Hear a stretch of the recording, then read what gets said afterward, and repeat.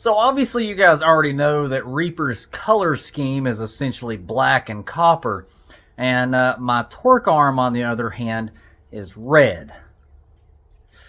Yeah, I need to fix that.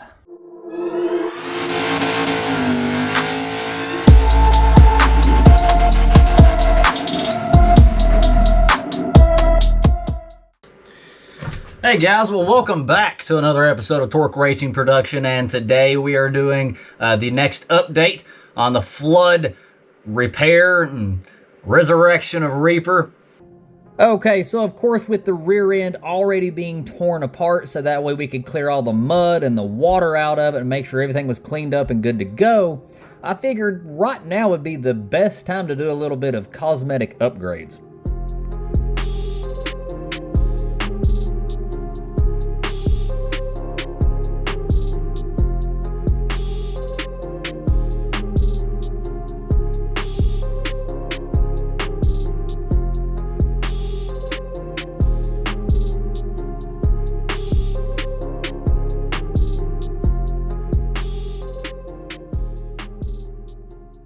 So I finally sourced the rear diff seal for the 9-inch, got that in. So first things first, we're gonna go ahead and get the diff cleaned up, get the mating surface ready to go, and put that seal back in and go ahead and get that third member put in.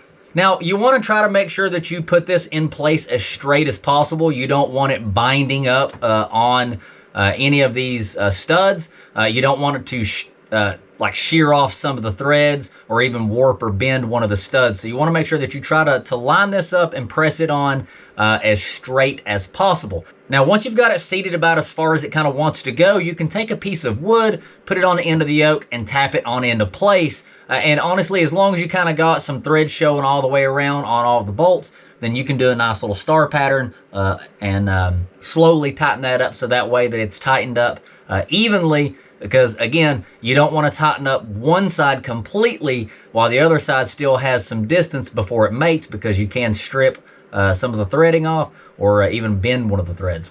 Now that it's in place, I'm going to make sure that it is torqued to specification.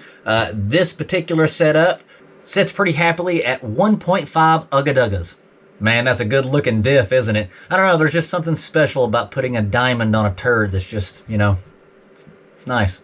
Okay, so now the rear diff is in. It's time to go ahead and put the axles back in place and get those bolted up.